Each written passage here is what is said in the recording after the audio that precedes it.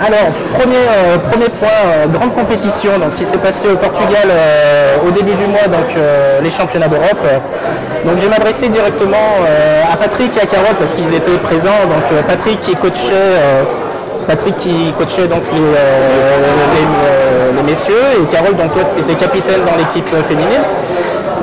Donc on va regarder une petite infographie avec les résultats de chaque pongiste de l'équipe de France. Voilà, donc 6 pongistes messieurs et 4 filles. Donc de gauche à droite, Abdelkader Salifou, à côté Emmanuel Le Besson, Stéphane Wesh, Simon Gauzy, Adrien Matnet. Et chez les féminines, Lichoué, donc Carole qui est avec nous, Laura Gasnier et Pauline Chasselin qui a intégré très récemment l'équipe de France.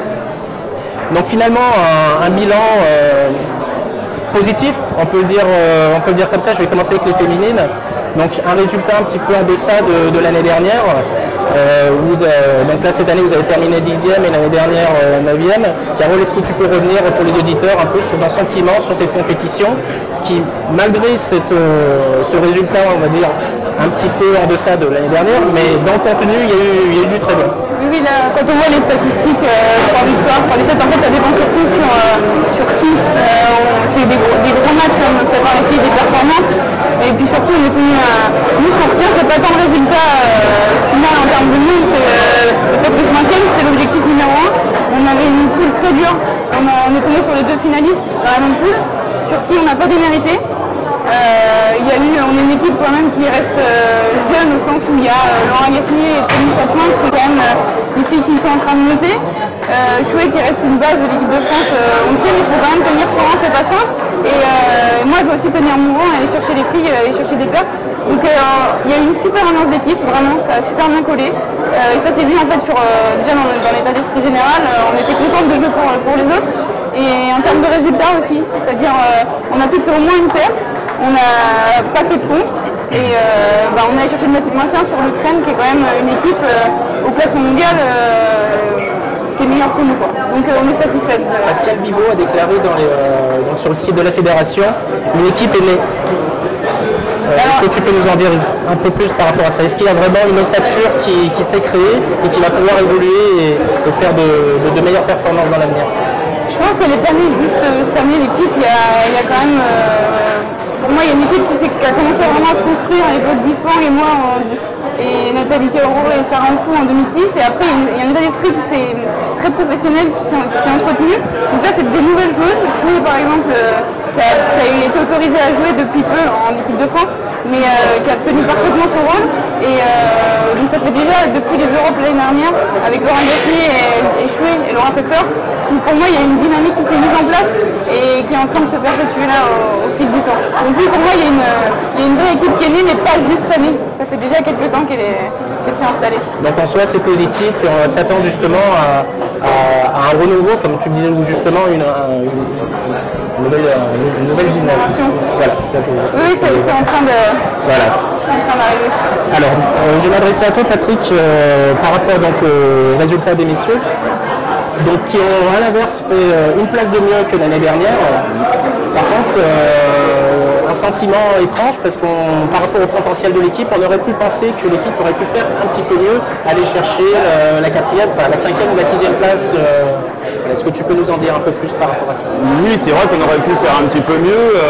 Après, moi j'ai dit aux joueurs que les matchs de classement étaient vraiment importants parce que c'est beaucoup mieux, bien sûr, pour une équipe jeune comme on a de faire 5e que 8e. Voilà, on fait 7e, tu dis que c'est un petit peu mieux que l'année dernière, oui, pour moi c'est équivalent 7e, 8e en Europe. Je pense que malheureusement on est à notre place actuellement en Europe.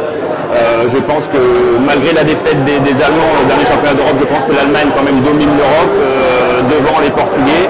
Et après il y a, je dirais, 6-7 équipes en Europe dont fait partie l'équipe de France qui peuvent faire une médaille.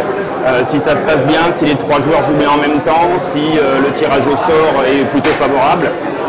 Et voilà, donc oui, c'est un championnat d'Europe. Moi, je suis toujours assez optimiste. Donc, bien sûr que l'objectif numéro 1 en partant là-bas, c'était de passer les poules. Enfin, le premier objectif, pardon, était de passer les poules. ce qui a été fait avec une grosse surprise, notamment l'Espagne qui met 3-0 à la Grèce. Donc la Grèce finalise les derniers championnats d'Europe qui sortent pas de poule. Donc nous on fait deuxième de poule, qui normalement on pensait être deuxième de poule. Si on avait dû dire un premier, on aurait mis la Grèce. Bon, il se fait qu'on perd au goal average, on est deuxième de poule. Et une nouvelle fois, on prend l'Allemagne. Alors, c'est vrai que si on avait gagné 3-0 sur l'Espagne, on aurait évité l'Allemagne. Par contre, je pense que dans la poule, on est à notre place. Et voilà, on avait le choix entre la Biélorussie, la Russie ou l'Allemagne. On prend l'Allemagne, on perd 3-0. Franchement, il n'y a rien à dire sur ce match. Les Allemands, j'espère qu'on va aller chercher dans les prochaines années, mais pour l'instant, ils sont vraiment beaucoup plus forts que nous. Et justement, qu'est-ce qui manque aux Français pour aller chercher ce carré final? Je pense qu'il manque vraiment un leader.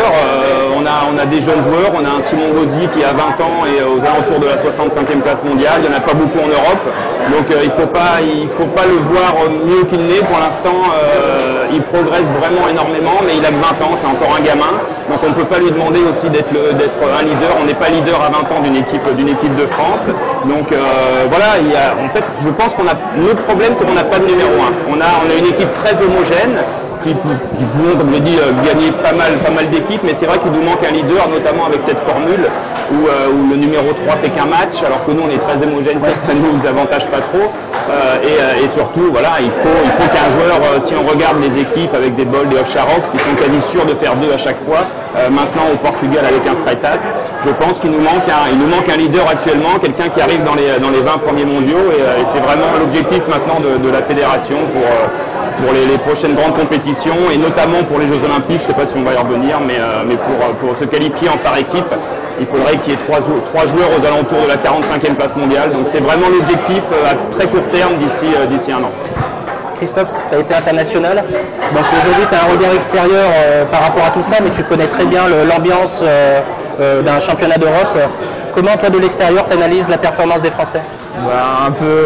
Forcément un peu comme Pat, on a joué 20 ans en équipe de France ensemble, 10 ans en club. C'est clair qu'avec cette formule, il faut absolument un leader. Et c'est une formule qui a permis à la Biélorussie d'être championne d'Europe en 2003 pour Mayer, avec Samsonov, et derrière Chetinin qui était pas un super joueur mais qui a bénéficié à cette époque-là de conditions un peu exceptionnelles en jouant en altitude, et un numéro 3 qui était complètement inconnu, et ils ont réussi à être champion d'Europe. Nous, quand on a été champion d'Europe en 94 et 98, c'est une autre formule. On avait Filou à l'époque qui était vraiment leader, mais sur ces 2 finales, il a perdu ces 2 matchs. Donc on se rend compte que grâce à notre homogénéité, on a réussi à s'en sortir. Mais chacun jouait 2 matchs, il y avait un double, et aujourd'hui, cette formule irait mieux à l'équipe de France. Si on reprend la dernière médaille des Europes, on avait battu la Croatie en quart de finale, et Dédé à l'époque était dans les 30 ou 40 meilleurs joueurs du monde, mais il était en train de progresser. Aujourd'hui il est un peu moins bien, donc ce qui fait que voilà, comme a dit Patrick, il y a des jeunes qui jouent très bien, il faut leur laisser le temps, mais ils sont plus autour de la 50e, 60e place, et c'est pas ce genre de joueur qui est capable d'assurer 2 matchs contre une équipe comme l'Espagne, comme la Grèce. D'accord. Bon, en soi, le bilan est positif. On a une belle équipe qui a encore une marge de progression importante. Ouais, mais moi, à mon avis, on ne peut pas parler de bilan positif, mais on peut pas parler de bilan négatif. On peut juste dire, faut se laisser un peu de temps. Ovtcharov, il est monté très vite, mais c'est un des seuls en Europe. Ouais. Les autres, Freitas, ça fait un moment qu'il bourlingue, à travers les clubs, à travers les équipes. Et il est aujourd'hui numéro 10 mondial, mais il y a un an, il était 60e. Marcos Freitas qui a été champion d'Europe à la grande surprise avec le Portugal. D'accord, bon on a fait le tour sur les championnats d'Europe. On va passer à la prochaine séquence. Et je vais faire un petit rituel, je vais dire Magnéto Tonton. Si en régie ils peuvent lancer le jingle pour la prochaine séquence, où on va s'amuser un petit peu sous un format de questions-réponses. Ouais, c'est parti.